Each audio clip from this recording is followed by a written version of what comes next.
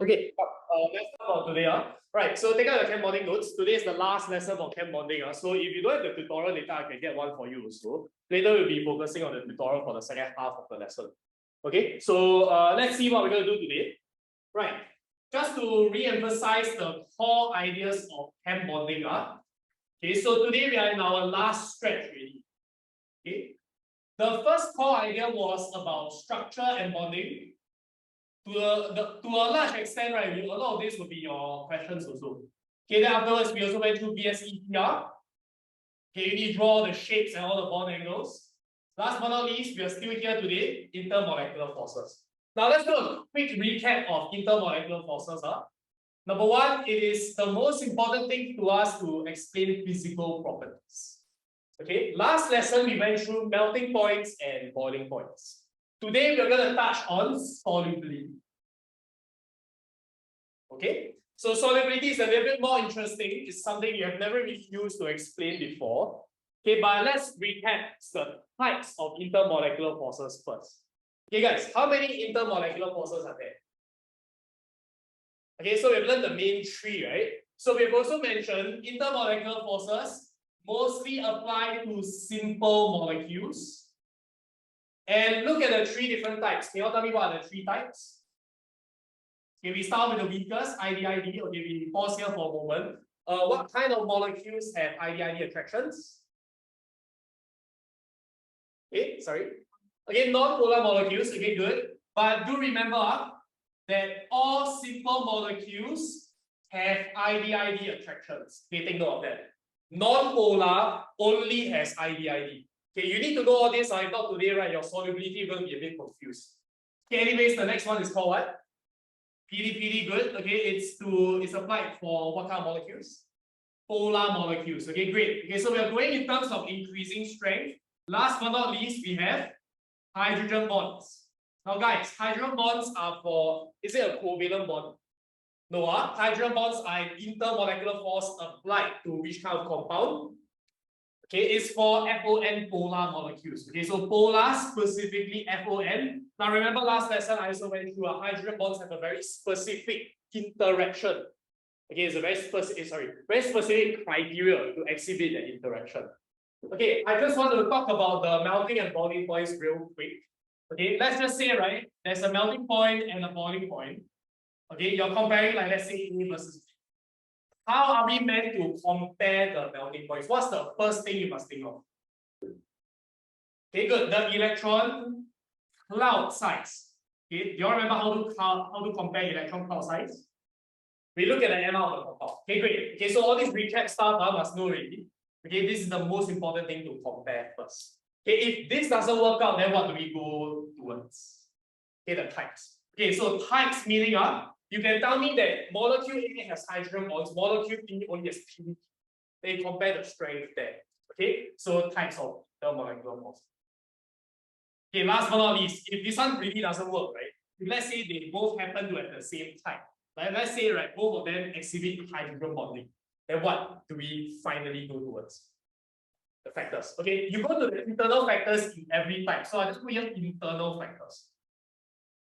So as long as, guys, this is a guarantee. As long as you follow this train of thought, right, you can never forget your factors. You can never forget everything. You can remember the flow very well. I see that you won't get the question wrong one. Okay, trust in this.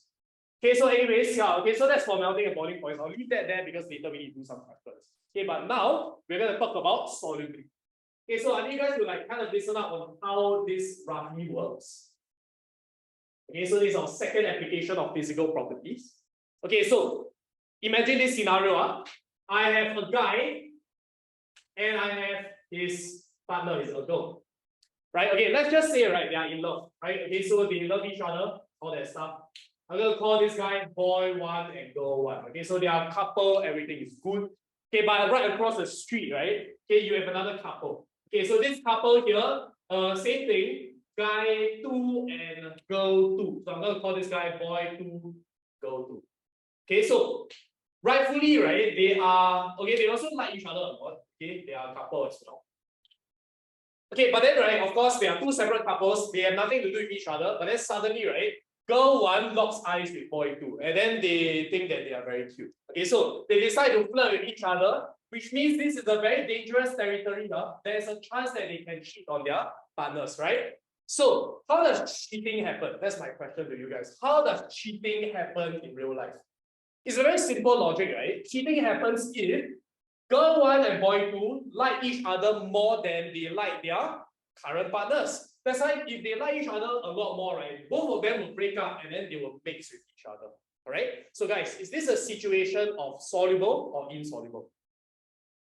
Okay, try to relate it back to solubility. Any idea? If they like each other more than they like their current partners, they will mix, right? So this is a situation for soluble. Okay, but let's look at a more realistic point of view, hopefully. Let's just say, okay, the girl 1 thinks that boy 2 is very cute. Okay, they start to talk to each other, right? There's a chance that they can cheat, right? But let's just say they don't like each other as much as they like their partners because they have morals. So what happens? Do they cheat? No. If they like their partners more, this will not work out. They'll still stay as 2 separate couples. So is this soluble or insoluble? Insoluble. Okay, can you see the idea already? So guys, this is how we explain solubility in the molecular level as well. It's the same exact thing. So it could go either way, and all of it is due to the comparison of their attractions, right? Okay, it's all about relative attractions. If you are attracted to this person more than your current partner, you will cheat. If you don't like this person as much as your current partner, you won't cheat as well. Okay, so that's the whole idea. What do you think? Okay, so we're gonna apply the same thing, right? Okay, to molecules. Later, I'll leave this here first. Okay, so let me give you guys a few scenarios. Okay, number 1, if I give you guys a non-polar molecule and I mix it with a non-polar molecule, do you think, right, they will mix with each other? Okay, so I'll ask you guys, non-polar and non-polar, they are the same type, right? So I introduce this, they will form favorable attractions. But can I ask you what kind of interactions? We learned all the 3 here, right? So which one is it? Okay, non-polar only has ID, right? So if you mix 2 non-polar molecules together, they are favorable. So when they are favorable, they definitely will mix with each other. Guys, you can think about it this way. You only date people who have the same humor, the same interests, the same hobbies as you. So as long as you're the same type, right, definitely they'll mix very well. So this is a situation in which they are soluble. Very simple, right? Okay, you only like molecules of your same kind. Another scenario, also very self-explanatory. If I have a polar molecule and you mix it with another polar molecule, okay, are their interactions favorable? Yes, okay, definitely. So if they form favorable interactions, by the way, what kind of interactions? Okay, PD, is that it? It can potentially form hydrogen bonds as well, but that one you need to go and check the criteria. Does that make sense? So again, these are good, favorable interactions. Okay, so they will definitely mix. This is a soluble scenario. Okay, I can give you guys the definite opposite, right? Okay, so if let's just say we have a non-polar molecule and a polar molecule trying to mix with each other. Do you think their interactions are going to be favorable? Do they like each other? Okay, let's just say you date someone else, right? And then you realize this guy is a bit of a weirdo, right? Okay, do you think you will date him? Not really. Okay, you are not aligned with your interests, right? Okay, the molecules are of different types. This is not a favorable interaction, but we will not use the word unfavorable. Can I ask you all right? Okay, if you don't like the other person, is your attraction strong? No. So what is the weakest attraction that you know of? ID. So when you have a non-polar and polar, it's not that they don't have any interactions. Okay, take note. They will always try to interact. Okay, so you have to give the person a chance, Okay, so the idea here is that the ID attractions are very weak. Why weak? Because remember, if you don't like this other person, right, you won't cheat with your partners. Okay, then you won't mix. Okay, so this is a situation in which it's insoluble. Can roughly see that? Okay, so I'm just mixing around different types of scenarios for you all to spot later on. So that's why, right, you all must be very clear what molecules are polar, what molecules are non-polar. All good so far. We'll come to the full explanation later. Now it's just a simple scenario. Okay, now if you take a look at the next page, right? Okay, I hope there's actually a 4th scenario. Okay, the 4th scenario is this.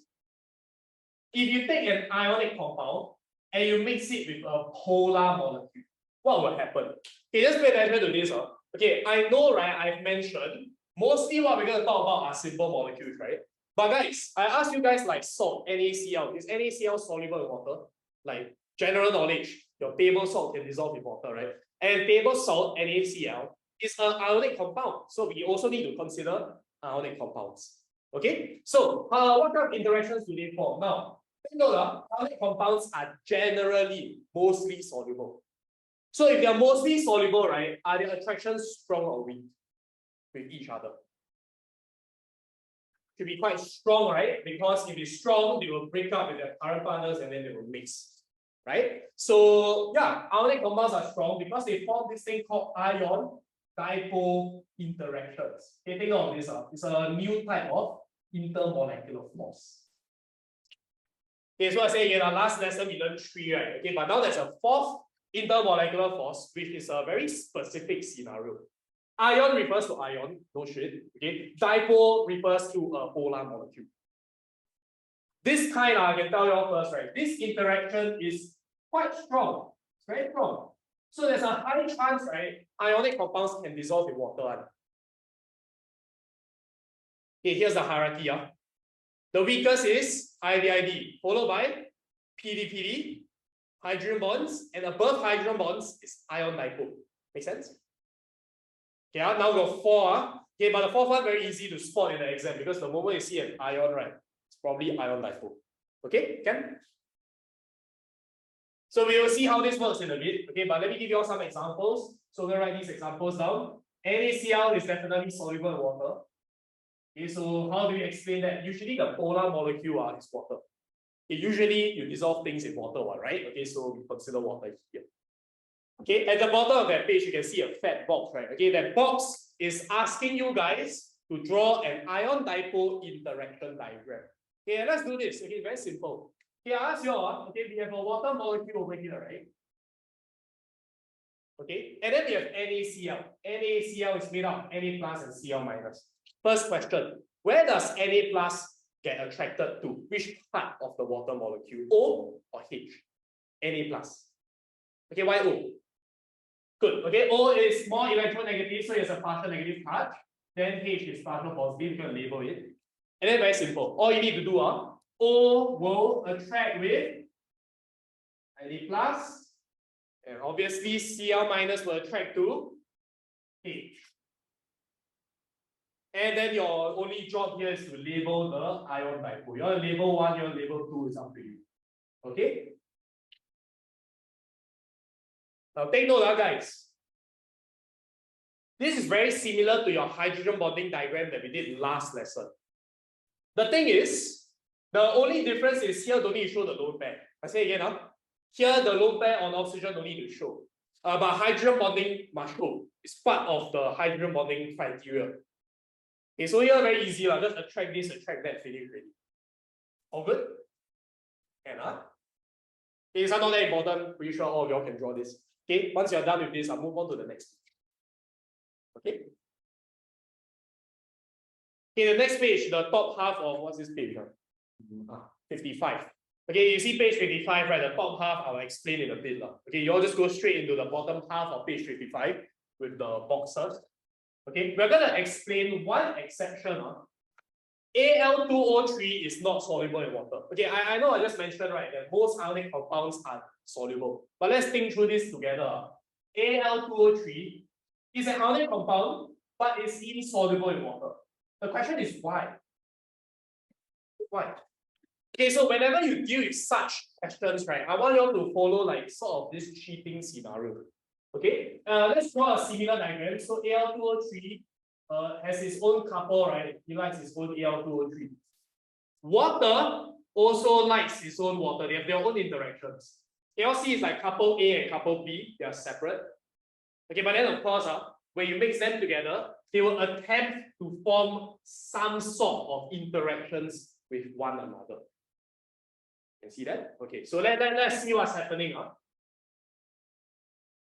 Your job is to just identify the interactions. Come, let's do it together. We start with the easiest one, water, right? What's the interaction here? Hydrogen bonds. Okay, good. Okay, you must know your intermolecular forces very well. So water is hydrogen bonds. Good. How about Al2O3? What is this here called? Think about it. This is an ionic compound. This is a polar molecule. It just so happens that this polar molecule can form hydrogen bonds. This one is what? Okay, you all realize this one's a little bit tricky because I know we are just stuck with simple molecules, right? Okay, but this is an ionic compound which is held by ionic bonds. So this is not an intermolecular force anymore. This is an actual bond. Okay, so this is a slight exception. When you see ionic compounds, just tell me ionic bonds can already. All following so far? Okay, we need to know what their current attraction is. And then now let's look at the new attraction in red. Okay, I like to color code this. If you like to color code, I suggest you do that also. You use a highlighter, go and highlight this, highlight that, up to you. Okay, but can I ask you what's this red color interaction called? Ion and polar give you ion dipole. Okay, good. So just label this ion dipole. Now I ask you, okay, ion dipole is rather strong, right? Again, as I mentioned, if it's strong, that means high chance it is soluble, correct? Because it's strong here, so it can break the current ones. But they say it's insoluble. So can you tell me what is happening? If the question say it's insoluble, which interactions are stronger? I ask you, I repeat again. If the question say it's insoluble, is the red interaction stronger or the purple interaction stronger? The purple, right? If they are stronger, that means they will remain loyal to their current partners. So you can maybe write something, don't write the full answer yet, I'll write together with you guys. But the red color interaction, ion dipole, is not as strong as the ionic bonds plus the hydrogen bonds. Guys, I need you to understand cheating is a two-way thing. Both of them need to break up. Then they can cheat. If only one of them break up, it doesn't matter. The cheating still cannot happen. So it's the same thing for solubility. This red color interaction must be enough or stronger than both purple interactions. Then they can break up together, then they can cheat. Does that make sense? Okay, So of course, this is not very mathematical. So let's just see how the full explanation looks like. Okay, all I need you to do is just kind of copy out the answering technique, and I need you guys to just fill in the appropriate blanks. Okay? Right.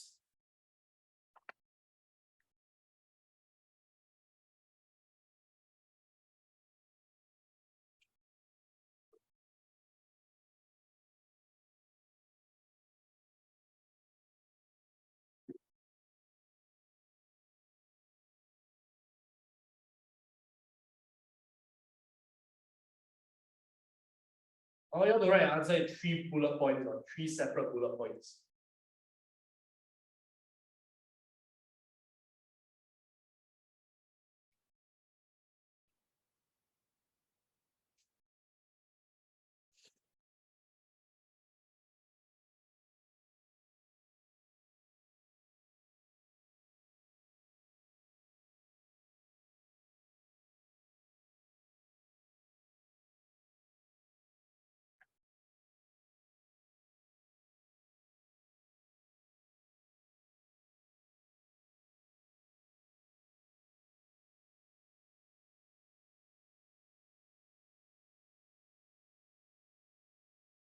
Okay. The blank here, right, is either insufficient or sufficient. So basically enough or not enough. Okay, this blank here. Insufficient to compensate or sufficient to compensate. You think you choose which word is more appropriate for this scenario. Okay. And yeah, so this is the answering technique that we need to follow. It's a bit long, but then no choice. That's how it works. Okay.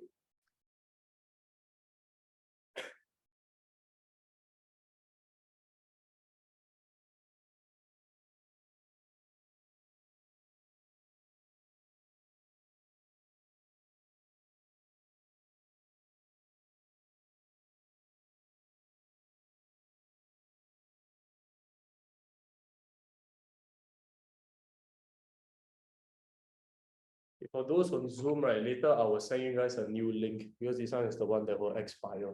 So later I'll send you a new one that won't expire. Okay.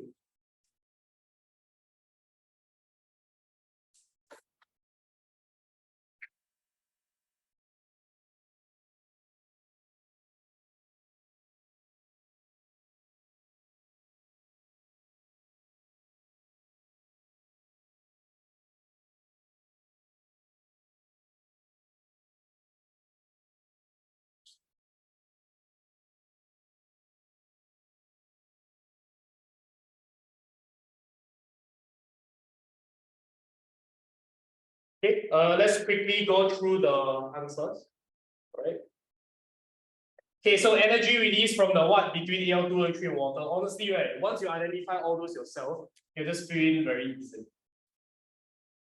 Ion dipole interactions. Okay, is the word sufficient or insufficient here? Insufficient, not enough, right? Okay, so yeah, the reason why we need to talk about this, right? Okay, we don't just say the bond, this interaction is bigger than this one. Okay, instead, we are using energy. Because, right, okay, you will learn the topic on energetics soon. You all might have heard of enthalpy before. Okay, but it's basically just a comparison. You release energy when you form bonds or you form interactions, form anything. Okay, the opposite of forming is breaking. So to break bonds or to break interactions, you require energy. So it's pretty much pointing to the same idea. You just need to use this phrasing here. Okay, it's just comparison of energy. Now the question says insoluble, so you must write insufficient. Insufficient to compensate for the whatever Al2O3 is ionic bonds. Water is hydrogen bonds. Can see that? Yeah, that's pretty much it for here. Okay, but sometimes, right, it is good to make some sense out of the scenario yourself. Here, right, I thought ion dipole is usually very strong. Why is it that it's still not enough? Okay, any idea? Why is it that still not enough? Is that it implies that this side is very strong, right? Particularly which one? The ionic bonds. Okay, we have to ask ourselves, right? Okay, you can go one step further and question why are the ionic bonds so strong? It is so strong to the point where even ion dipole interactions are insufficient to compensate. So let's take a look, guys. Okay, a quick recap. Do you all remember what is a measure of ionic bond strength? Lattice energy. Okay, good. So lattice energy, if you all remember, please remember the relationship is proportional to the product of the charges and over the sum of the ionic radii. Okay, so we are trying to check why are the ionic bonds of Al2O3 so freaking strong? So strong to the point where you just can't dissolve. Okay, why is that the case? Okay, maybe it's best if you compare to NaCl. NaCl is soluble. Guys, can you look at the charge alone? What's the charge of Al2O3? This one is plus 3, right? That is minus 2, right? Okay, again, look at the magnitude. 3 times 2 is 6. But then you look at NaCl, plus 1 minus 1, you just get 1, right? So can you see, just because of the charges alone, you don't even need to care about the ionic radii. The lattice energy is abnormally high for Al2O3. It is so high to the point where ionic bonds are very strong. So the ion dipole, no matter how strong it is still not enough. Okay, so sometimes, right, your answer must make some sort of sense. Okay, don't just like, oh, identify, then just plug it in. Okay, usually that works, okay, but it's good to understand why also. Okay, good. Nice. Okay, so that's the basics. Okay, the next couple of questions are just for you to try. Solubility itself as a concept, really great. Okay, so maybe I'll guide you guys through a little bit with the first question. Okay, and then the rest you all do yourself. All right. So again, I want you guys to draw the diagram. Okay, as you get better at this, right, then you don't need to draw the diagram anymore. Okay, so this first question, if you all read, right, okay, it says there are 2 things for us to answer. Okay, it's soluble in CCl4 but not soluble in water. So we have 2 sets of explanations. Okay, so again, I2 and I2, they are just chilling there, right? Okay, and then we have CCl4, again, just chilling at the side. Then they will attempt to form interactions with one another. Okay, I perhaps tell you guys a little bit about this first. The other scenario with water, you'll do yourself. Okay, but for now, okay, let's just do this together. Okay, how do we identify the interactions? You must first identify whether the molecule is polar or non-polar. Okay, then it helps you like zoom into the, the actual interaction. So I2 is what? I2 is a non-polar molecule because there's no electronegativity difference. How about CCl4? Also non-polar. Now remember, CCl4 is a very, very common non-polar solvent. Let me repeat. CCl4 is a very common non-polar solvent. So you see it plenty of times. Okay, it's like how to dissolve non-polar things. Use non-polar things also lah. Right? Okay, so this is a common usage of CCl4. Okay, but anyways, that means what's the interaction in I2? ID. What's the interaction in CCl4? Also ID, right, guys? So what's the interaction between the two of them? Also ID. I mean, what else? Okay, it's non-polar. Non-polar only has ID attractions. Okay, but let me show you guys, right, a much faster way of writing this explanation here. Okay, so you can write the energy, that whole explanation again. Okay, and usually that one will never go wrong. Okay, but here, whenever there's favorable interactions, there's a shorter answer. Why can we use the word favorable here? Because again, now guys, they like each other. They are the same kind. Only use the word favorable if they are the same kind. They form the same interaction. Don't anyhow use the word favorable. Okay? So let's see. Okay, so over here, yeah, okay, you can just tell me this. This is a shorter explanation. I2 and CCl4 are both non-polar molecules. And as a result, they will form favorable ID attractions. Whenever you have the word favorable, right, high chance it's soluble already.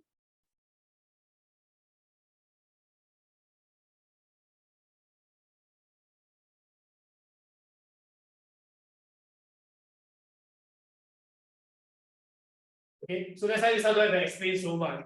But honestly, right, okay, normally in exams, this explanation is rarely used. Okay, they usually give you the one where they are not soluble. They need to compare the energy and all that. Okay, then you can just say, thus I2 is soluble in CCl4. Okay, can. Okay, what I want you all to try is the other scenario where they say I2 is not soluble in water. Now that one, right, you need to write the full explanation. So remember how we wrote that just now and just do the fill in the blanks again. Okay. Right, so you can go ahead and join the diagram also. Okay, we'll go through it a bit. Okay, all can try this. Non-polar, favorable, ID. Soluble.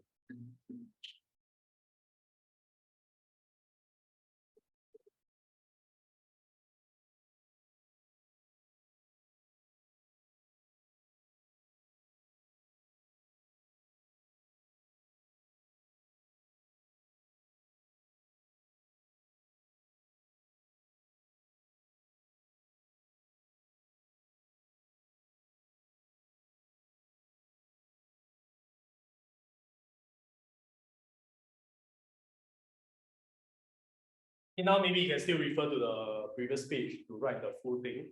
Eventually, you must try to get used to it so that you don't have to refer to the notes.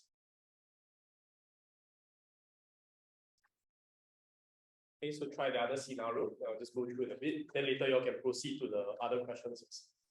Right.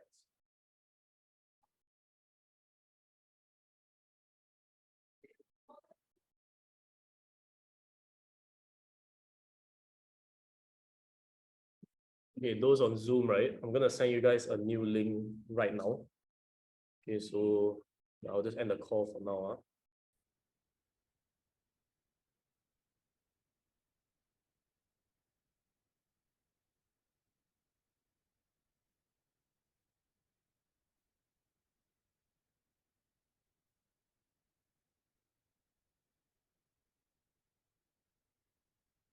Oh, you have the tutorial. Do you have it? You don't have it, right? Yeah, I know. Okay.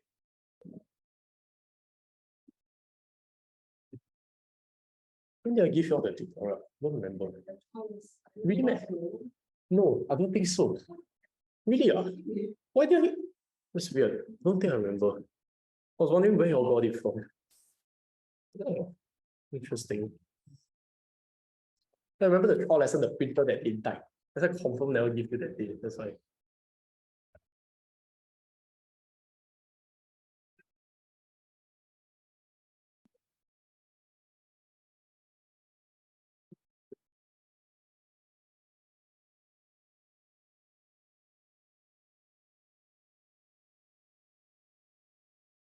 Okay. Okay, nice. Okay, now let's very quickly go through this again. All right, I just want to clarify one thing. Okay, there's a reason why I stuck these two questions together. Okay, because I2, again, I2 is non-polar, water is polar, and usually does this end well? Not really. Okay, so non-polar and polar, they don't like each other, right? So here, ID attractions, here, hydrogen bonds. Guys, I asked you all the red color interaction is what? Again, they don't like each other, right? So it's weak ID attractions. You don't write the word weak, it's fine enough, but just write ID there. Just don't write the word favorable. Because they're not favorable, they don't like each other. Okay, now the idea is that over here, you compare the two scenarios. I have had people asking me, hey, wait, how come the ID here is soluble, but the ID here is not soluble? Okay, because you need to understand, it's not about the red color interaction itself. It is relative. You are comparing this ID with the purple color, these two interactions. Here, this ID is being compared to different things. It's being compared to these two interactions. And you all take a look. Do you think this ID, this weak ID can overcome hydrogen bonds? No. That's why in this case, it's considered weak. In this case, it's better. It's like strong compared to the existing ID attractions.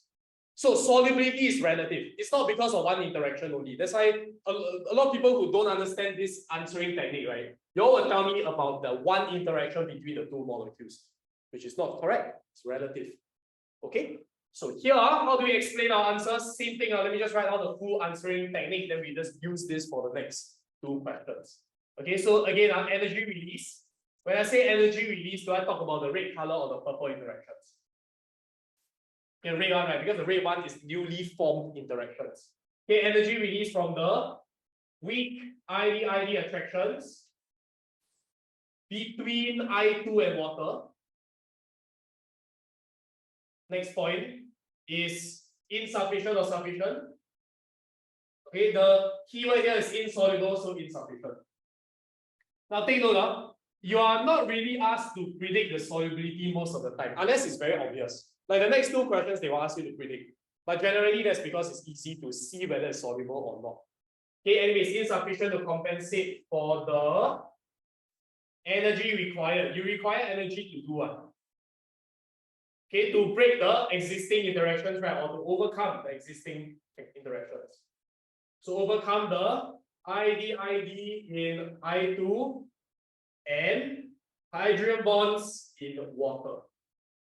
It's very long, I know. I also don't really like it, but it is the shortest that we can use to explain it. Okay, Ken?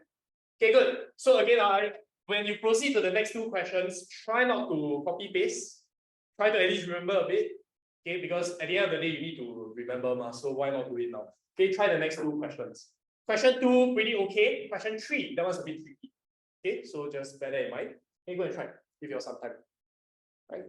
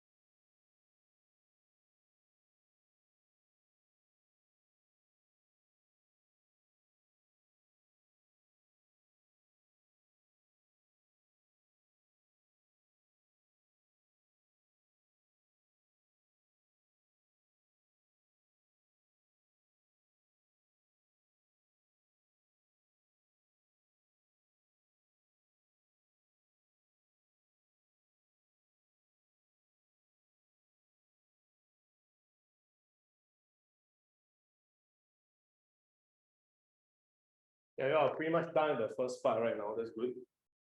Okay. So just go identify the interactions correctly. HF is hydrogen bonds. Water also hydrogen bonds. Okay, when they mix together, it's also hydrogen bonds. So you can use the word favorable hydrogen bonds in this case. Okay, they are both the same type. They also form the same interaction. So definitely soluble. You see, it's very obvious. Okay, if they ask you to predict, it's usually very obvious. Okay? Then just fill in the blanks yourself. I think the only difference is here you must use the word sufficient to compensate because it's soluble. I just write the full thing now. Okay, then you can try the third question.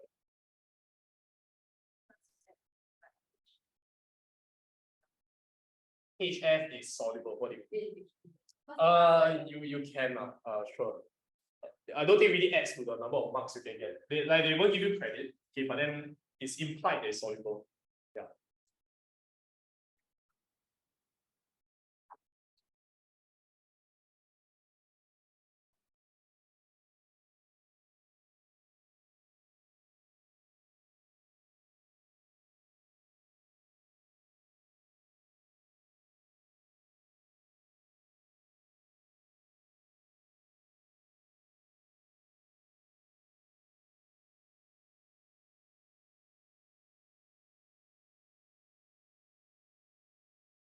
I'm going to try the third question. Because I got other things I want to do for the third question later. If it helps, right, I'm going to draw the structure of this weird thing over here. Yeah.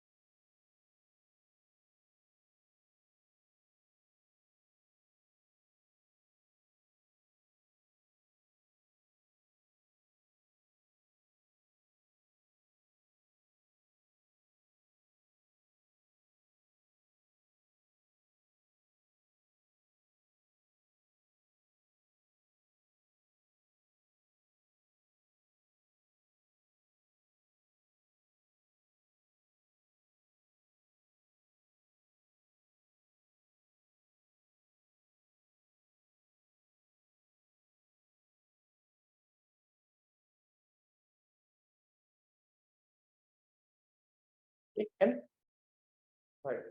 Okay, let's identify this together. Okay, in case you're wondering, right, how to draw CH3O, CH3 with the shape and all that. Okay, let's draw it here.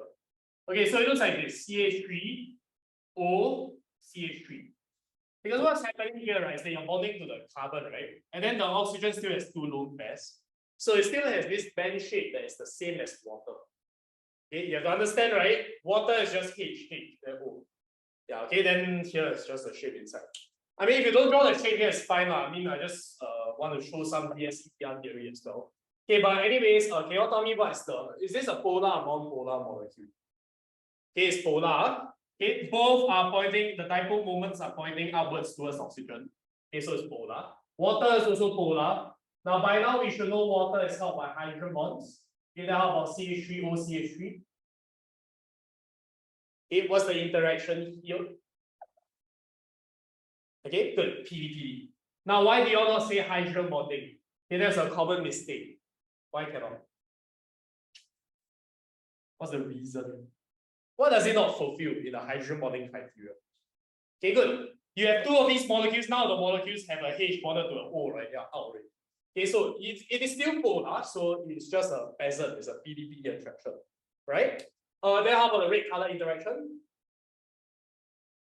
Wrong. Okay, this is the most common mistake. Okay, the red color interaction is hydrogen bonding. Okay, I've had a few students writing PDP, that's not correct. Okay, because you guys need to check now. Now it's between this molecule and water. Guys, I ask you all, what were the two criteria for hydrogen bonding? First criteria is you need to have a H bonded to F, O, or N. I mean, fundamentally, it's called hydrogen bonding, right? Okay, what's the second criteria? Okay, lone pair of electrons on FON. So you take a look, this molecule here fulfills criteria 1 or 2. 2. If this guy fulfills 2, this guy must fulfill 1. And he does have the OH bond. That's it. So what I want you to do now, draw the hydrogen bonding diagram. Oh wait, sorry. Maybe I finish this first. Okay, so hydrogen bonding, right? Can you predict? Is this soluble or insoluble? Okay, soluble, right? Because hydrogen bonding is a pretty strong interaction. Okay, so you can overcome the PD and the hydrogen bonds here. So that's why you can predict. Okay, now take note. Some people will tell me, hey, I thought hydrogen bond and hydrogen bond is the same thing. No, you cannot assume that they have the same strength.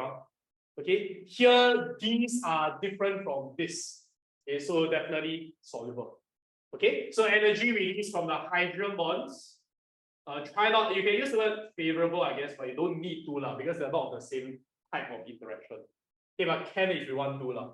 Okay, energy released from the hydrogen bonds is sufficient to compensate for the energy required to overcome the PD attractions and hydrogen bonds in water. Done. Okay, go and draw the hydrogen bonding diagram real quick as a revision from what we did last lesson. Okay.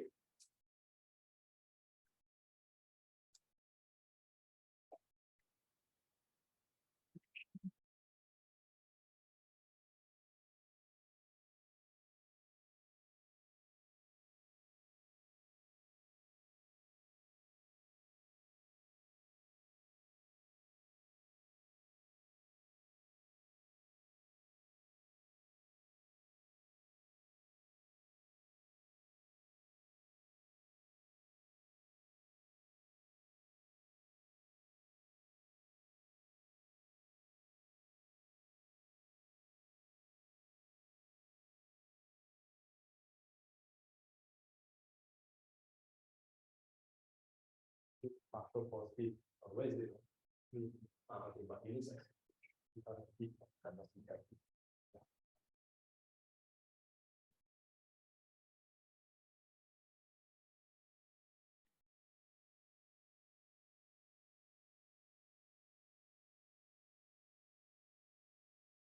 me see yours. Something is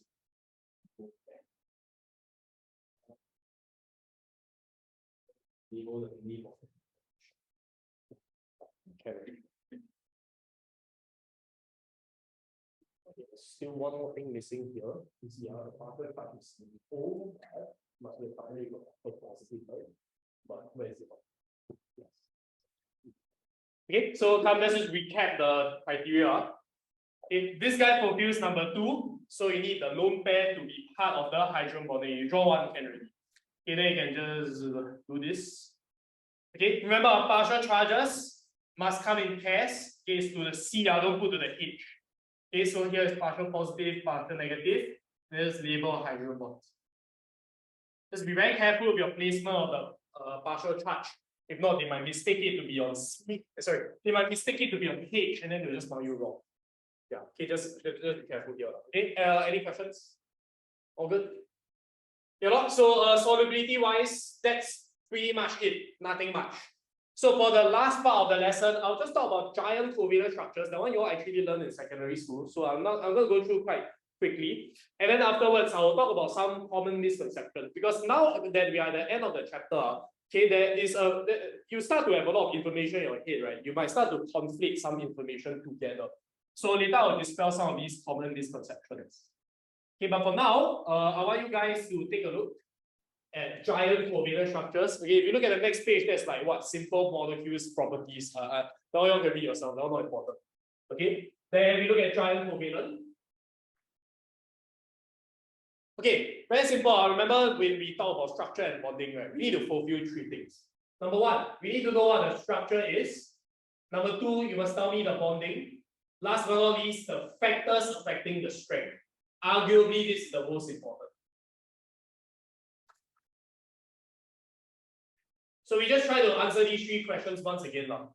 Okay, structure, very simple. You must tell me giant molecular or giant covalent structure. Now, what's the bonding involved? Okay, covalent bonds, right? Obviously. Okay, for simple molecules, do you remember if it was a simple molecule, the bonding, do we say covalent bonds? No, remember, for simple molecules, the bonding, you must talk about intermolecular forces because it's relevant to help us explain all this. Okay, but giant covalent don't have intermolecular force. So you just tell me strong and extensive covalent bonds between the atoms, whatnot. Okay. Now, very simple. Okay, extensive just means very big, right? Okay, you should know that. Okay, because giant covalent. Okay, this is simple. Okay, but remember, guys, what affects the strength? What affects the strength of a covalent bond? Okay, remember. Recall. You have learned a lot of things since then. Yeah, I went through this in the first lesson, but you've learned a lot of things since then. That's why you might be mistaken. Do you all remember what it is? How do you form covalent bond again? Covalent bonds are formed because orbitals overlap. So how strong the covalent bonds are depends on how much it overlaps. The more it overlaps, the stronger one. The less it overlaps, it's weaker. So that's what we call effectiveness of orbital overlap.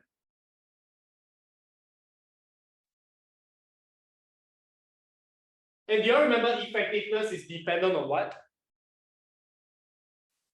Okay, how effective the orbitals overlap depends on the size of the atom, right?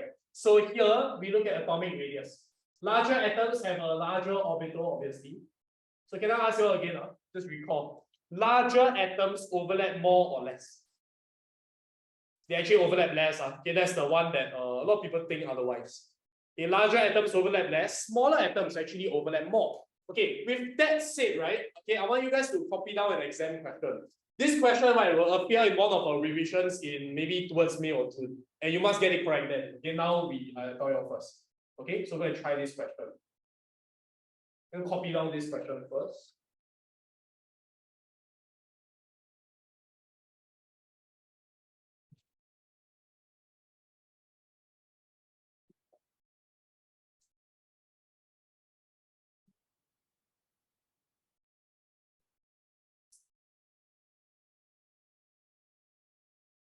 Okay, so try this question. It's a 2-mark question in exam.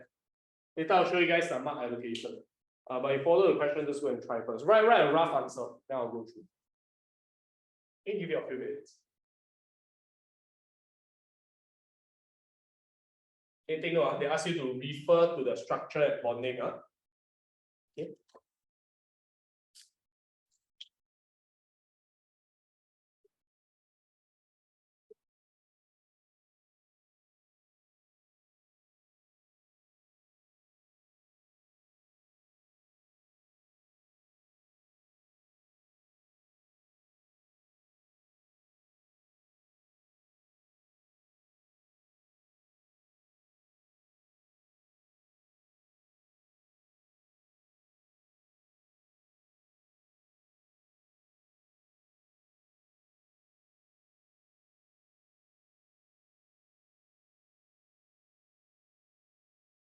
Hey, you'll try first.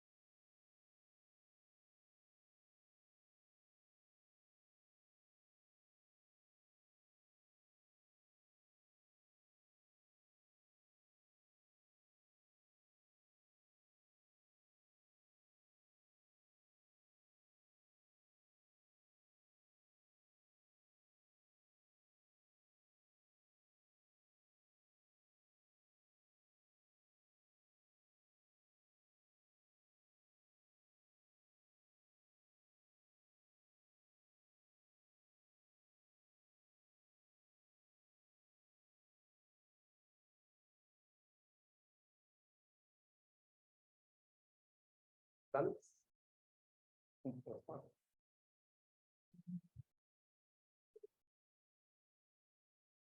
Okay. Any idea? No, good. Okay, let's talk about this. Okay, how will you do this question first? Okay, you will see a lot of chem bonding questions, right, with this first part of the statement. Okay, this statement, right, must just write down the structure and bonding. Once you do this, you get 1 mark. Yeah, so 1 mark of just writing down basics, structure and bonding. Yeah, really, just do that. Okay, you don't even need to answer the question yet. Okay, the second part to explain, right? This is the 1 mark that's a lot harder to get. So this is the mark allocation. Okay, so I'm mostly here to talk about the second part, but remember in your answer, you just need to write the first part down. Okay, and then from there, right? Okay, how do we actually compare the melting point? The logic is still the same as before. Melting point, you look at the strength of the covalent bond, then you must discuss the factors. So guys, can I ask you how do we compare the covalent bonds here? Okay, if you look specifically at SiO2, what's the covalent bond that we are talking about? What's the covalent bond in SiO2? Si bonded to O, right? Yeah, obviously. What else? Okay, how about silicon? Okay, take note, silicon is not a metal. Okay, some people say giant metallic, that's wrong. Okay, they are both giant covalent structures, as I mentioned like a few lessons ago. Okay, but anyways, silicon, what's the bond? Si bonded to what else? There's only Si, right? So your job here is to compare these two covalent bonds, see which one has more effective orbital overlap. More specifically, you must look at the atomic radius of oxygen versus silicon. So oxygen is smaller or bigger than silicon? Smaller. Okay, oxygen is in 1 period above. So that's what you tell me your answer. Oxygen has a smaller atomic radius than silicon. So what? Okay, which means SiO has more effective or less effective? Okay, the orbital overlaps will definitely be more effective, right? Okay, so it has more effective orbital overlap than Si. So you see, right, it's all about picking apart the covalent bonds. Once you can identify the covalent bonds, you know what to explain with already. Okay? More effective orbital overlap, you just talk about strength. So thus, SiO is stronger. What's the final thing? It's about melting point, boiling points must link back to energy, which requires more energy to overcome. So take note, this melting point and boiling point question is not the same as what I have over here. This one is all for simple molecules.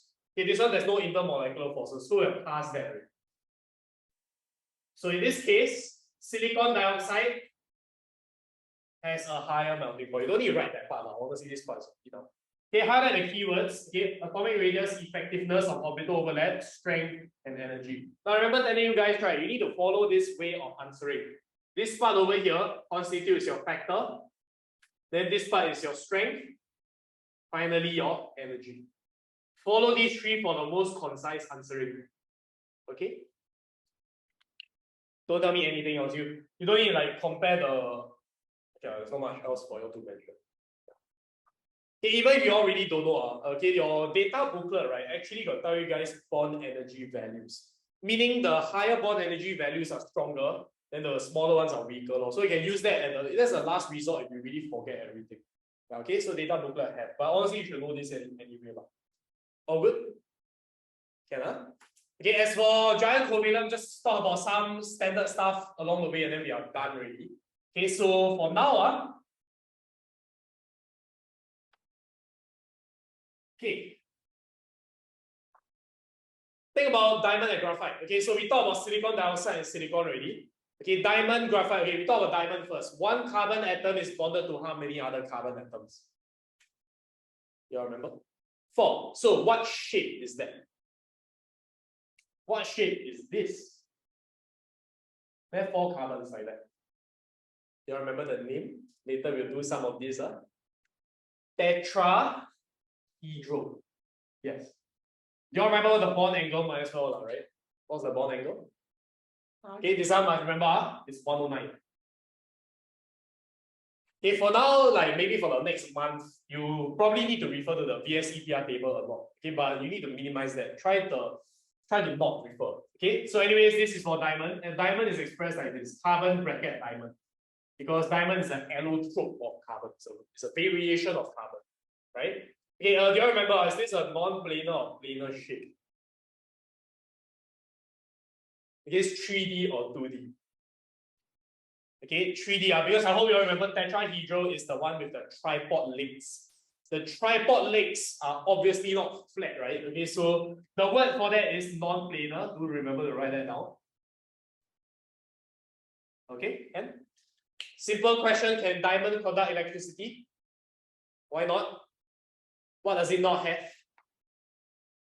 Okay, so fundamentally, you're right. Okay, it doesn't have mobile charge carriers in the first place, right? Okay, so we compare to what can conduct electricity. Graphite. Okay, so I ask you, on graphite, how does it look like? One carbon is bonded to how many other carbons? Okay, you learn secondary school is 3 only, right? What's the shape? Okay, what's the shape here? Trigonal, planar. Bond angle, what is it? It's all equal bond angle. So here's what? 120. Just take the circle divided by 3. Okay, some shapes you can, some simple shapes like these you can do that. Okay, can. And what is the, is it 2D or 3D? Okay, it's literally said here, planar 2D. So that's the reason why you all see in notes, right? The graphite looks like this. It's a flat layer of carbon atoms. Flat, flat, and flat. And then they're all held together. Something like this. Okay, flat 2D. Okay, so I'll ask you all again. Can graphite conduct electricity? Yes, right. Why? Okay, yes, you say there's mobile charge carriers, but why is that so in the first place? Good. Okay, carbon has how many valence electrons? 4, but it's only 3 used in bonding, so that one guy is just free to do whatever he wants, right? Okay, so you can explain it in this manner. The 4th valence electron is not used in bonding, so it can be delocalized across each graphite layer.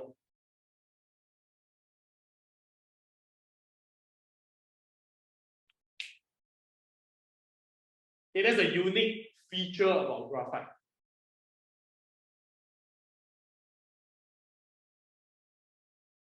So just by the way, right? Okay, maybe you've heard of graphite, but have you heard of graphene before?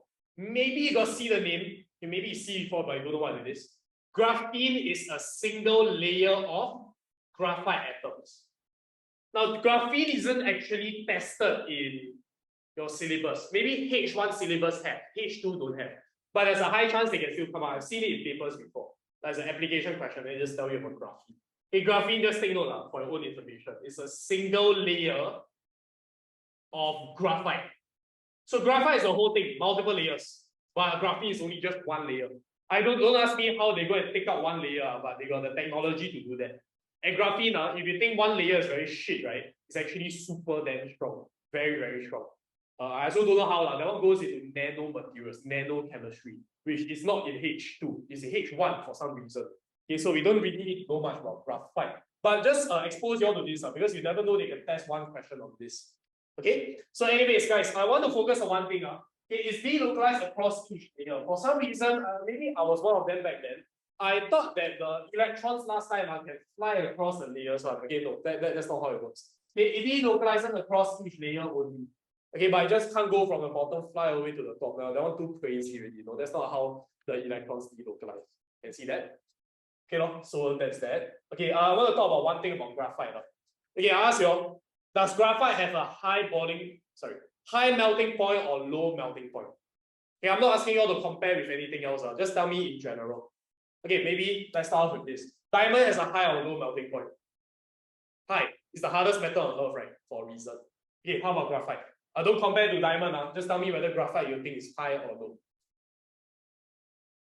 You say high. Okay, anyone say low? Okay, why you say high? Okay, it's still giant covalent after all. Okay, good. Okay, that's a rather okay answer. But the reason why some people say it's low melting point is because y'all tell me, what is the thing here holding the layers together? Cannot be nothing, right? It's not the layers are all flying around, right? What is holding these layers in place? You all know? Any guesses? It's intermolecular forces, right? Okay, don't use the word bonds, they are not bonds over here already, they are attractions. Intermolecular forces. Which one to be specific? Make a guess. Hydrogen bonds?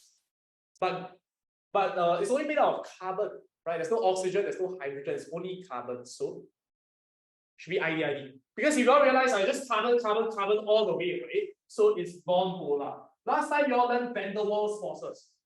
Yes, it's not wrong, lah. Okay, all these are Van der Waals forces, which are very weak or strong. Weak. So now we just don't use the word Van der Waals in JC already. We use the word ID because it makes more sense. Van der Waals is the name of a dude. Okay, but ID is actually got meaning behind it. Okay, so anyways, it's weak, right? So because it's weak, can you tell me the layers can do what? Slide across each other very easily, right? Okay, layers slide across each other easily. So graphite is actually used as a what? You all know? It's in the notes also lah. It's used as a lubricant. Okay, like for all the materials and shit, all the machinery and stuff. It's very smooth and all that. Okay, Chem? Yeah, so that's the idea of honestly it's not that difficult, so very briefly go through. Okay, now coming back to the idea, sorry, I digress a little bit. Okay, graphite, a lot of people think it's a low melting point because you all tell me weak ID attractions. That's why it's low melting point lah. But honestly, guys, just tell you all right. Graphite has a melting point of 3,600 degrees Celsius. Is that high or low? That shit is honestly very high, right? Even objectively, it's very high. Why is that so? Guys, when you try to melt graphite, yes, you are breaking the ID attractors. But what do you also need to do? You still must break the covalent bonds in each layer, right? Because I hope you all understand. Okay, intermolecular forces explain the physical properties of only simple molecules. But this is a giant molecule, so it's still explained using the covalent bonds. And covalent bonds are very strong, right? So the idea is you still need to break all the covalent bonds in graphite. That's why it's such a high melting point. Okay, so you just search on Google, you can find it. Any issues here? Okay, can. And with that said, we are kind of done already. Let me just give you guys some statements just to check our concept a little bit before we finish up our words. Okay, so far, any questions? Okay, good. Okay, I ask you a question. Giant molecules have strong covalent bonds. Simple molecules have strong covalent bonds or weak covalent bonds. Okay, I say again, giant molecules have strong covalent bonds. Simple molecules have strong or weak. Okay, this is how we went through at the start of the previous lesson. Strong or weak. Okay, some people tell me weak, right? Because giant is strong, simple is weak. But please be correct here. Strong. Covalent bonds are fundamentally strong. What is the weak thing? Simple molecules have weak intermolecular forces. Good. Once again, I'm coming back to the idea of please do not ever confuse intermolecular forces with bonding. I know the word bonding very easy to say. That's why a lot of people tell me, oh, weak bonds. No, okay, this can never appear in your answer. Yeah, I clarified already, so cannot appear in your answer. Okay, weak IMFA but strong covalent bonds. Giant molecules don't have intermolecular forces except for graphite. That one a bit special. Okay. Okay, let's get another statement on the board also.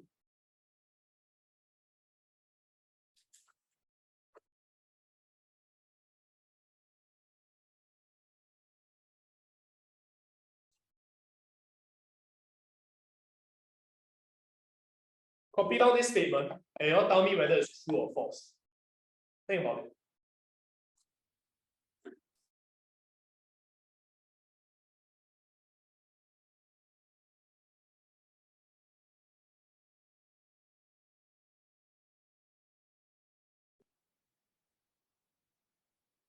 Okay, true or false?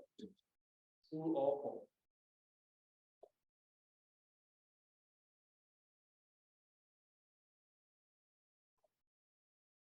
Okay, I want you all to have an answer here. Okay, so any idea? Correct or wrong? Okay, so if you're not very sure, it's because this is a very, very commonly written statement by students. Not because you all don't know your things, okay, but it's because you know too many things. When you know too many things in the chapter, right, you start to confuse different concepts. So let's be clear, never ever write this statement. Wrong, wrong, wrong. Very wrong. Okay, I've seen this too many times and it's really quite sad because you all honestly know your concepts well. Okay, but it's just that one small little slip up. Okay, why does this misperception even come about? It's because a lot of students were like, polar bonds, oh, then polar is PD-PD, non-polar is ID-ID, and we know that PD-PD is stronger than ID-ID, right? Okay, but are we talking about molecules here? No. Please take note, this statement is talking about bonds. If you tell me polar molecules and PD-PD, which is stronger than non-polar ID-ID, okay, can. But that's molecules. But guys, bonds. When it comes to bonds, what affects the strength? What affects bond strength? It's right there. Effectiveness of orbital overlap. So I say one more time. Do not ever lump electronegativity or polarity into bond strength. Bond strength is just this. Again, I don't blame you guys because there's so many things that you have learned in this chapter. So of course, do not confuse you guys. Do not write this statement. Okay? Polar or non-polar doesn't necessarily mean strong or not strong. So I want you guys to write down an example to disprove this point. Okay, here I'll write down a CH bond and then a CI bond. And may I introduce some data from the data booklet for you all? Okay, do you have the data booklet with you all? Okay, if you have, just take it out. Let me tell you all one set of data they're going to use in like a month's time. So I must have now first. If you all flip a few pages, right? There's this page of bond energy values, if you can find that. Okay, I know different booklet got different paging numbering. Yeah, okay. That one. Can you find? Okay, anyways, okay, to those on Zoom also, right? Okay, there is a page in the data booklet that talks about all bond energy values. The higher the number, right, just means you need more energy to break the bond, so the bond is stronger, right? Okay, very easy to see. Okay, I'll just help me find out what's the bond energy of CH. Okay, 410, and then CI is 240, yes. Okay, can you tell me who is a non-polar bond? CH, I remember CH is a non-polar bond. CI, okay, CI is polar. Just one simple example over here can already disprove this stupid statement, right? Okay, polar doesn't mean shit about bond strength.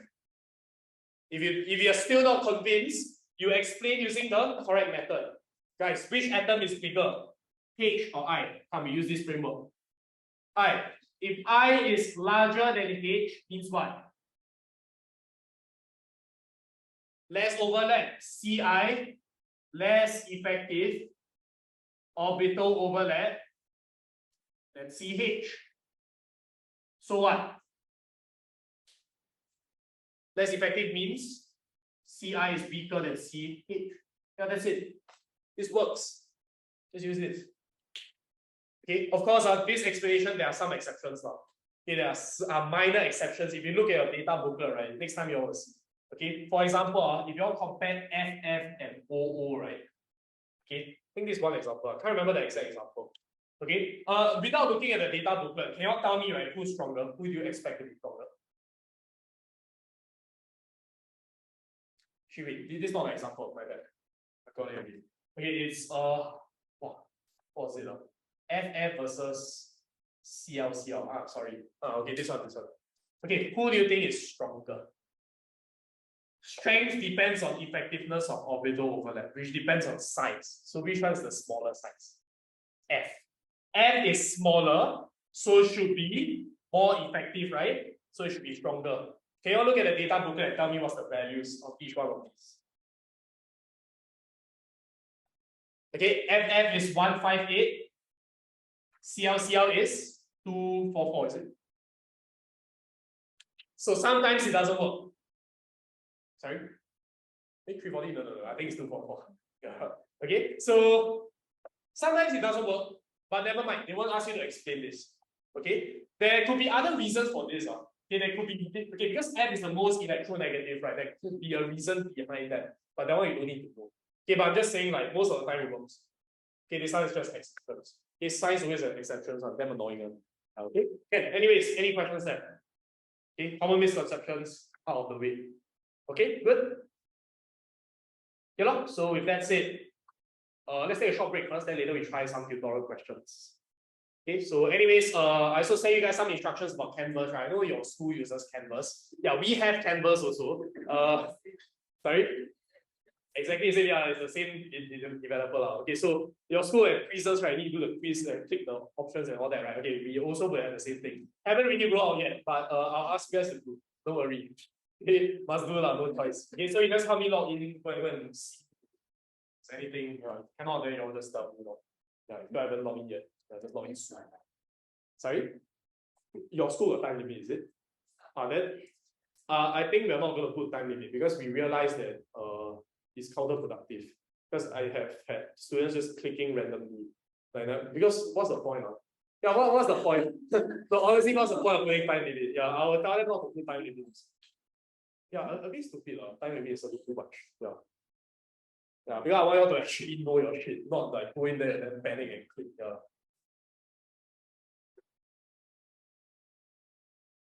Yeah, like how that's the first thing you ask, the time limit thing. Your teachers force you all to do, is it? Okay. Shit, you learned the tutorial yet, right? Okay, never mind. I'll write the question on the board. You'll try first. Okay, so we're gonna do some tutorial questions to end off today. And the questions we're gonna do are mostly okay. There's like one new concept I haven't really thought about yet. So we shall now discuss. Okay, so can you turn over to question 4? Don't think we've done question 4, right?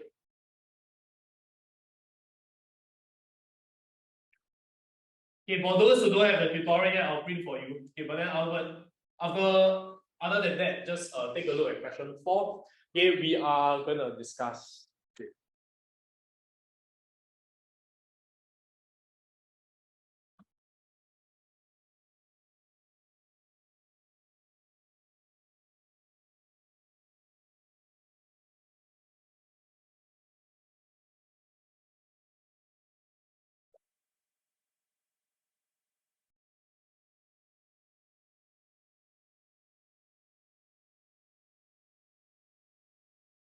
Okay.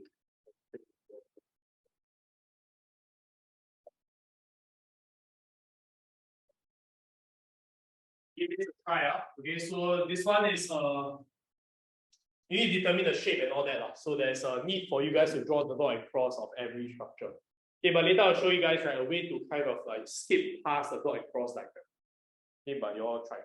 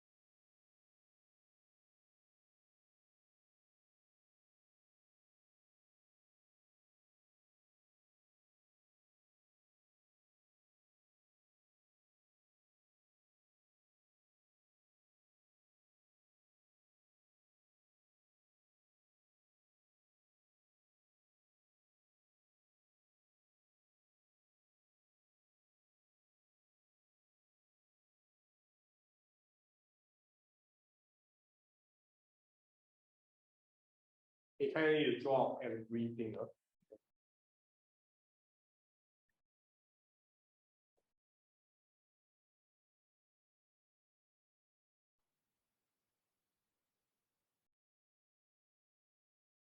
And maybe I can show you guys a slightly faster method so you don't need to do dot and cross for like every single character. Because you draw dot and cross, then later you still need to convert it into a shape. It's quite slow, right? Okay, this is an MCQ. MCQ is about efficiency. In an exam, you all know how long you need to take to do this question? 2 minutes. Yeah, okay, 2 minutes for this seems impossible now. Okay, but because chem bonding is such an early topic, right? By the time you hit J2, right, definitely this one can do within 2 minutes. So it comes with practice. Okay, for example, XeF4, right? Let's skip the dot and cross diagram. Meaning to say, right, you all just ask yourself, fluorine can form how many bonds? 1 each. So just go straight to drawing a bond like this. Finish. Because for this kind of structures, right, you don't need to draw the lone pairs on the side atoms. So we skip all of that shit. Okay, you just need to ask yourself in the center, right, how many electrons are there left?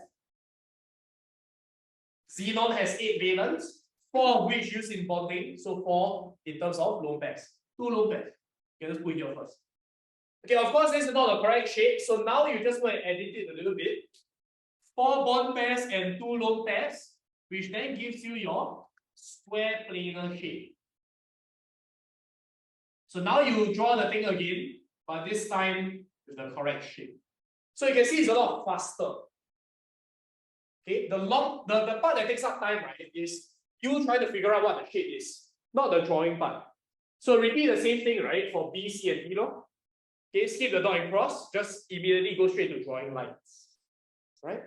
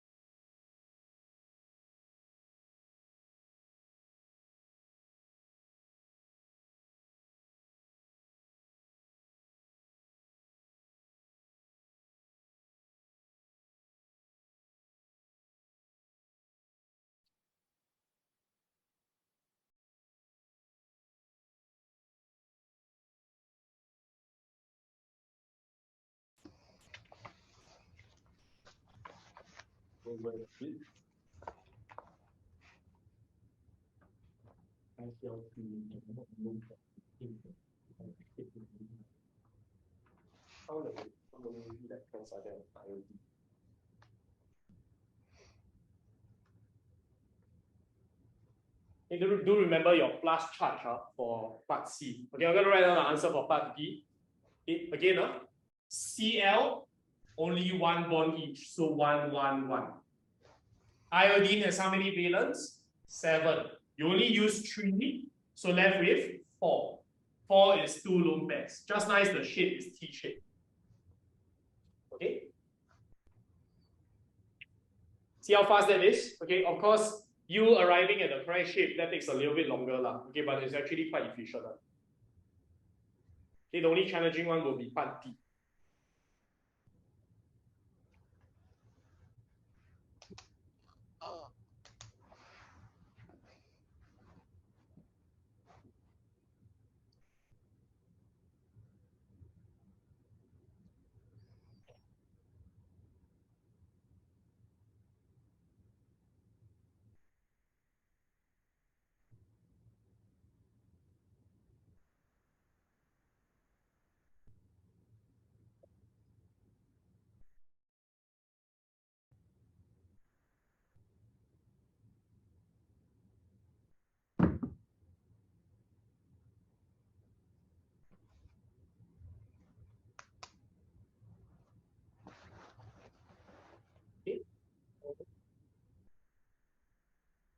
Just want to recap one more thing. When you see a plus charge, what do? Remove an electron from the less electronegative atom, which in this case is P, because P is further from fluorine. Okay, so you know FON can already, but remember, this is the top right of the periodic table. If you go and find, right, Cl is right below F, but P is below N. So clearly Cl is more electronegative. Okay, so anyways, now phosphorus has how many valence? 4, because you remove. Cl can form 1 bond each. Phosphorus, any more lone pairs? No, right? Because all 4 is used. So what shape is this? Tetrahedral. So we're just going to change this up a little bit to this shape. All right. So the question is asking for a non-planar shape. At this point, do we have our answer? We do, right? Answer is C. Because C is tetrahedral. Okay, go ahead and label all the names as well. Because the more you write down the name, the more you will be able to remember. Okay, part A is square planar. So honestly, there's not much for me to say. Just go and refer to the notes, and then eventually start to recognize this as part of your bank. All right. Here is T shape, very obviously. Now I've already told you guys what is non-planar and planar in every single shape when I went through these 2 lessons ago. Okay, planar. The word planar already means 2D. T shape is planar. Tetrahedral is non-planar, so answer here is C. Okay, you're going to try to draw C2Cl4 also. Okay, I see some of you guys have drawn already. How will you arrange this? Now, I hope you all notice first, who is the central atom? Carbon. Okay, but the thing is, this is one of those scenarios with multiple central atoms. The next lesson, right, we will just recap. We will actually try some compounds with multiple central atoms. Okay, so I ask you all, carbon, each carbon is surrounded by how many other chlorines? Okay, just nice is like you divide by 2, right? So it's 2 each. So it's surrounded by 2, 2. Okay, chlorine can form how many bonds? 1 bond. So 1, 1, 1, 1. And over here, how will you connect both of them together? The 2 central atoms. Double bond, right? Because carbon can form 4 bonds. So just put a double bond here. So you're pretty much done with the dot and cross. Your only job here is to go and change this into the shape, right? So can I ask you all? Okay, by the way, the shape is only with respect to 1 carbon atom. Because the other one's the same if you notice. Okay, carbon. How many bond pairs? How many lone pairs? 2 bond pairs. Sure.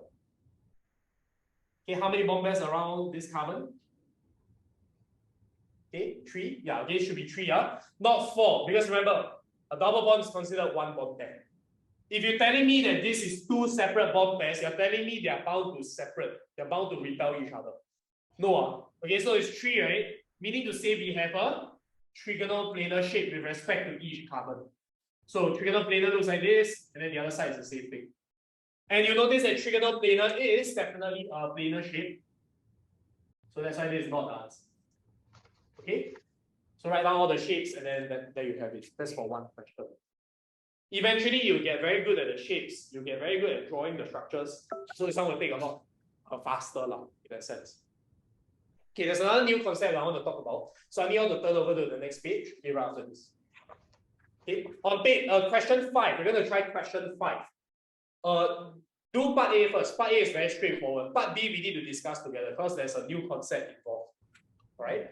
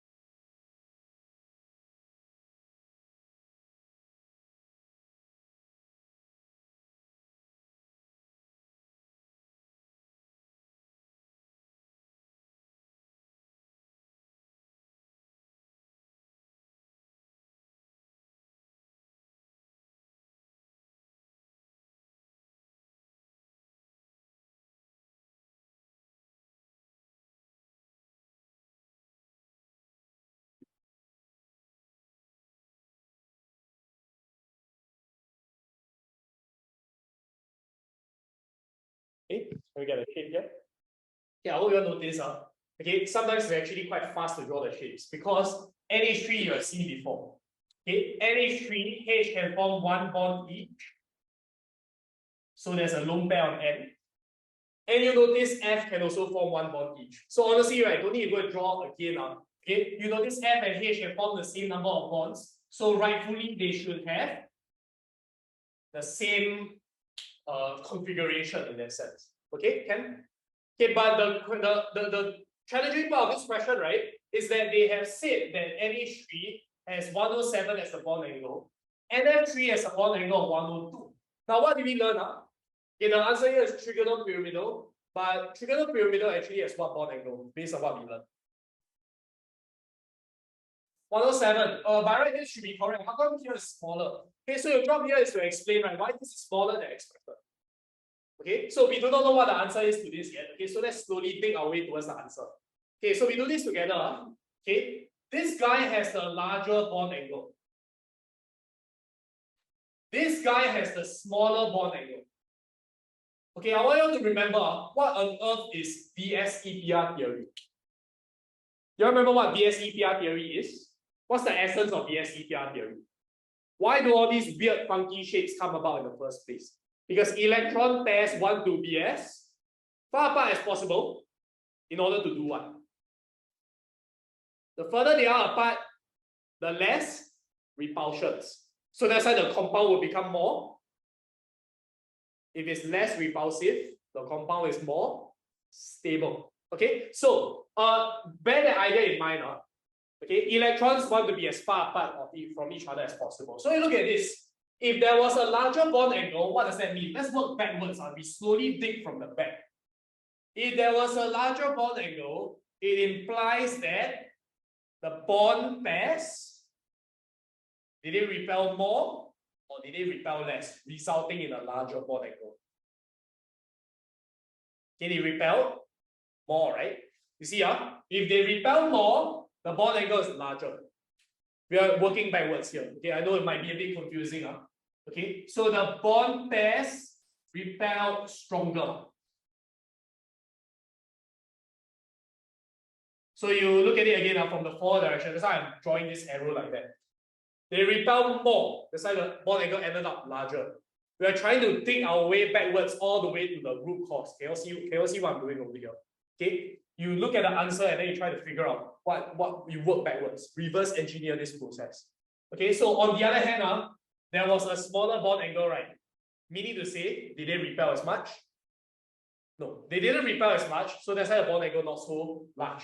Okay, so the bond pairs repel less. Or we repel weaker or whatever, we're just jotting things down. Okay, so I'll ask you all, if the bond pairs repel stronger, it means, right, the bond pairs, were they closer to each other or further apart? They were closer, right? Can you all see this? If the bond pairs were closer to the central atom, they had to repel more, resulting in a larger bond angle. Can you see? Every time we work backwards, right, we read it forwards again to see whether it makes sense. Okay, remember, electrons want to be as far apart from each other as possible. Because they were so close, they tell each other, can you all like move apart? Can you move aside? That's why they repel more with a larger bond angle. Can you see that? Now, at the end of the day, I want you to remember that VS-EPR theory is always about the central atom. All the shapes and all the bond angles, right, is with respect to the central atom. That's why here, I'm talking about the central atom. Can you see what's happening first? They were close to each other, so they repel more, resulting in a larger bond angle. I'm reversing the process.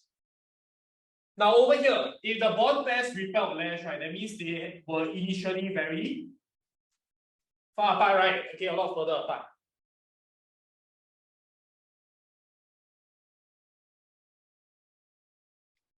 Okay, so the idea is that here, if they are far apart, they don't have to repel as much, so they repel less. Repel less means smaller bond angle.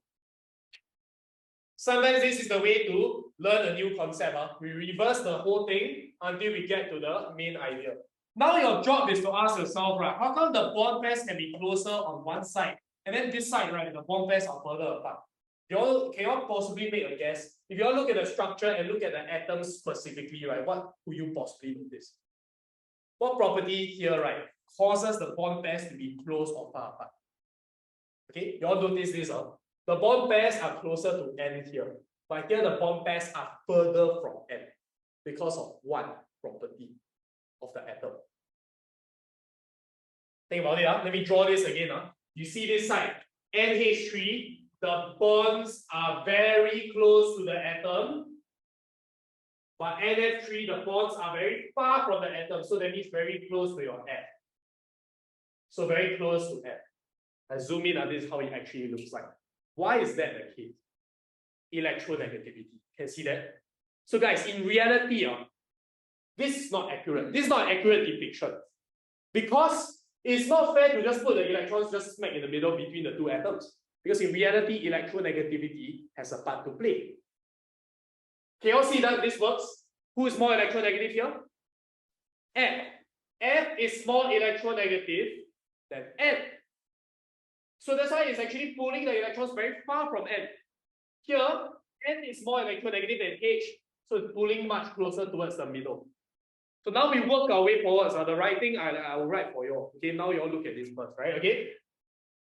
This guy is very close to the central atom. If they are very close, do they repel more or less? They repel more. That's why the bond angle is larger. This one, they're very far, right? Do they need to repel as much? No. You don't repel as much, the bond angle is smaller. So it follows this train of thought again. Once you think all the way to the front, you go back again, you go forwards, you see whether it makes sense. Okay, this. So I'll show you guys how to write the answer. Okay, but generally most of these questions they come on MCQ, so don't need to explain that much. Okay, the next question we're going to do, right? Okay, applies this idea. So you all understand this can already. Okay, explanation is how it works. I explain one by one. Okay, number one, F is more electronegative than N. Okay, thus the electron density of the bond pairs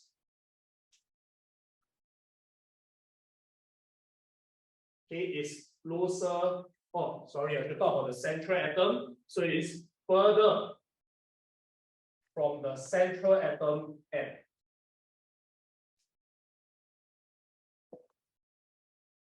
Further means what? The repulsions are weaker. So hence, bond pair repulsions are weaker. Repeat the same thing for NH3. N is more electronegative than H. Thus, the electron density of the bond pairs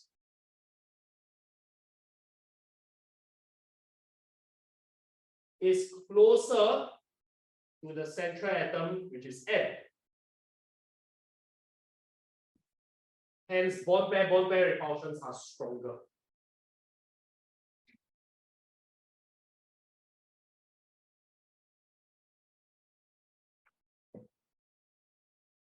Or I can just end off our answer. Okay, if bond pair repulsions are weaker, bond angle smaller.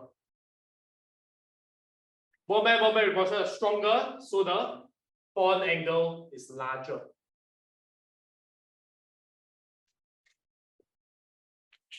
Highlight the keywords here. Here I don't say bond pairs close or far. I must say the electron density of the bond pairs. Because it sounds a bit odd to tell me the bond pair can move close or far. It's actually more of the electron density. Okay? So anyways, more electronegative, further, so weaker repulsions. Same thing here.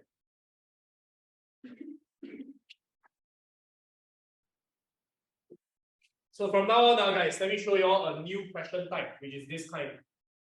Whenever you have the same shape, right, you're probably gonna have different bond angles. And from now on, I want you all to think of electronegativity difference. Okay? So write this at the top of the question. Same shape, different bond angle, must account for electronegativity difference. Okay? So we will now, okay, whether you all understand this or not, we will see in the next question. So once you're done with this, once you're okay with this, look at the next question, try this MCQ. Okay, so once you're done, go to question 6. Give this a shot. Okay, there could be more than one answer here. Just saying, right?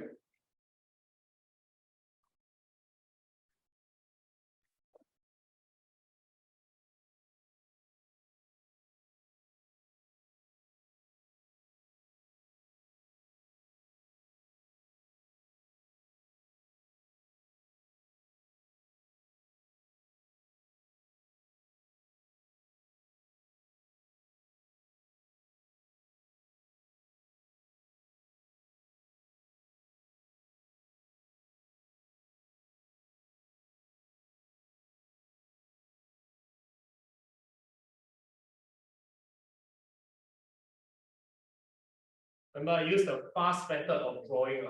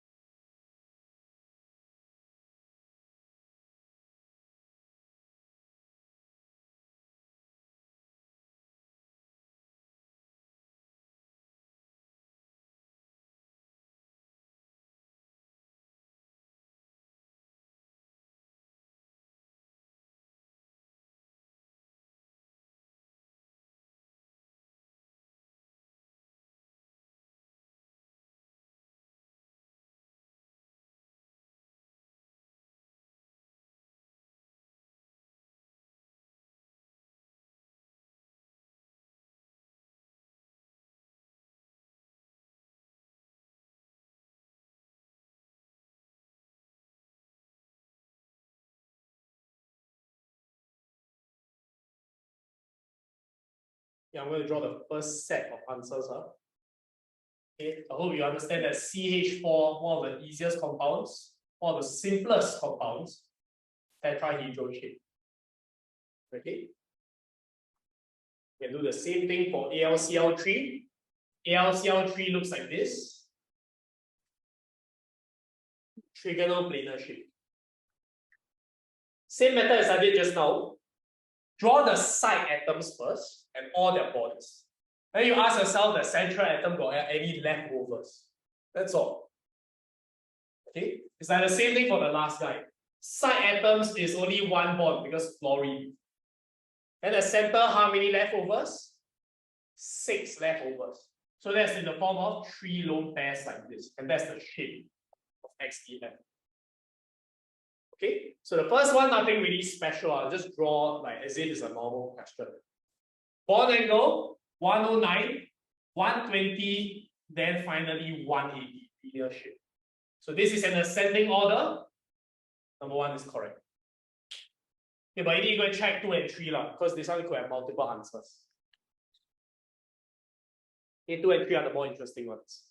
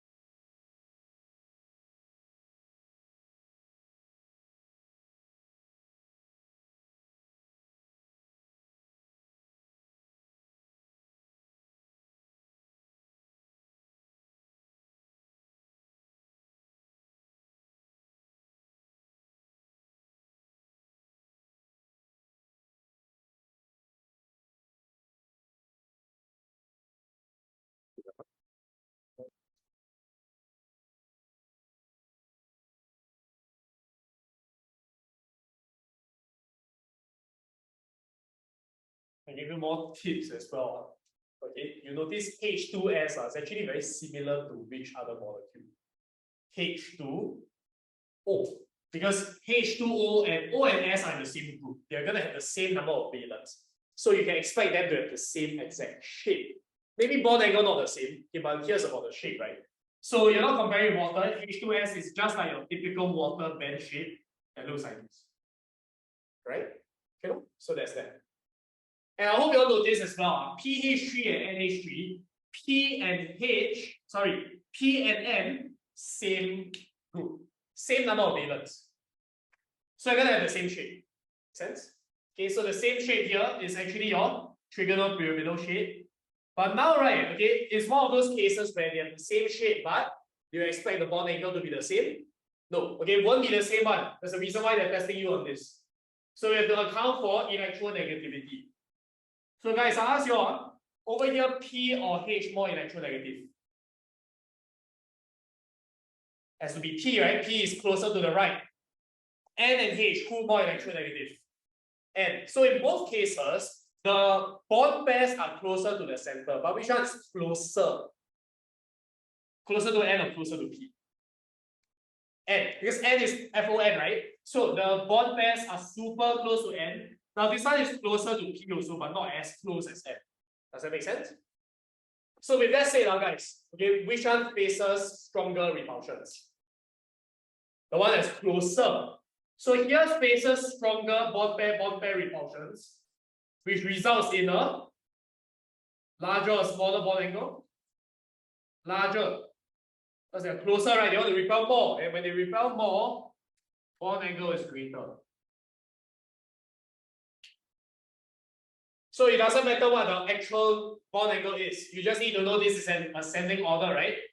So maybe okay, NH3 is 107, then this one is slightly less than 107 because PH3 is smaller. Something like that. Okay, as long as it's an ascending order, can really.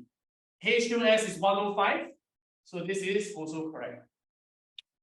Now I know less than 107 can be less than 105 also, but we don't go until that extent now. It's just like that can really relative. Okay, good.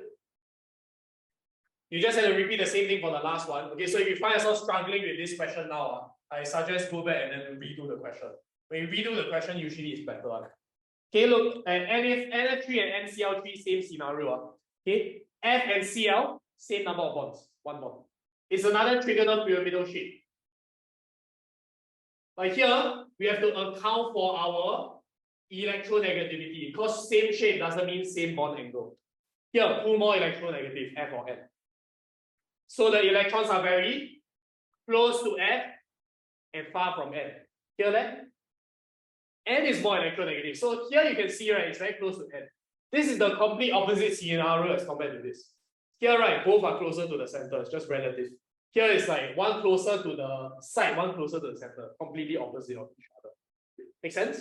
So with that said, who faces stronger repulsions? This one. Stronger bond pair repulsions leads to larger bond angle. Now talk about bond pair only, because bond angle is with respect to bonds, not the lone pair. Lone pair doesn't really matter here. So stronger bond pair repulsions, larger bond angle, which is correct as well, right? NCl3 is larger than NF3. And then how about SO3? Okay, SO3 is 120, correct. So you see it's another ascending order, this is correct as well. SO3, how to draw? Okay, so oxygen double bond, double bond, double bond. Can sulfur hold this many electrons? Yes, because it's in period 3. So it has 12 electrons, right? Leave it, that's the answer. Okay, sulfur all 6 electrons used in bonding also. That's why you have no lone pairs, 120. You see, this question even more challenging. You need to draw like 9 different compounds within 2 minutes. But again, some of which are repeated. Like you see NF3, NCl3, you only need to draw once because they have the same shape. Here also same shape. H2S similar to water. You see, right? All of it actually can speed up. There's a way to speed things up. Any issues here? No, Okay, with that said, we are pretty much done for today. Now I'm going to tell you guys what to do for homework. I'll tell you what is the kind of the homework policy that I have. Okay, so for homework, right, I want you all to do the level up questions. Okay, so level 1 is a bit simple. Level up question 1, 2, 4, and 6, part C. Okay, I don't give you too much also. I could have given you the whole of question 6, but just do part C. I know you all very busy. Okay, the idea of homework is this. Okay, I don't set deadlines for homework. So I don't impose deadlines because I want quality work. It's like the same idea with the timing. They go and put the timer there, then you're just anyhow click. No point also. Okay, so of course don't take like 1 month. Okay, don't be too much, then I'll just like chase you guys a bit then. Okay, whenever you're done, take your own time. Whenever you're done, you can scan the copies and then just submit it. Okay, slowly we're gonna use Canvas to mark homework. Okay, but now I haven't really figured out like the system yet. We haven't had a SOP in place, so this one a little bit challenging to mark on Canvas. Yeah, okay, there's no place for you to upload anyway. Okay, that one I'll talk to the other tutors. Okay, but anyways, for this one, right, just scan already, then you can submit to me on WhatsApp. Yeah, okay, if you have iPad, it's even better, you can do on iPad, but if not, just take pictures and send it. Yeah, okay? Yeah, you want to take 2 weeks, 3 weeks, never mind. Don't take like 2 months. That won't be too much. Yeah. Okay. So the next lesson, right? We are gonna do some revision for Chem bonding. So we're gonna do questions in class. That one also got more homework. Yeah. So if that's the case, that's pretty much it for today. Next week still have 2 lessons until we are finally caught up. Next week is the last time we have 2 lessons. Next week we're gonna do 1 lesson on revision for Chem bonding. That's on Monday, 4 PM, 4 to 6. Second one, Wednesday, same timing. That one will start on initial state. That one honestly an okay topic. I've done some with the rest of my classes will be rather manageable. Yeah. And then with that said, that's it for today. Next Monday cannot. You have training, is it? Monday cannot. Yeah, do it for one CCA. Monday important. Wednesday on honestly, because we're doing initial state, right? The topic first part, right? So you can watch recording. Yeah. The second part of initial state not very easy. So that one. Okay, those online, if you have any questions, you can ask me. Okay, but if not, that's it for today. Then you can leave the Zoom.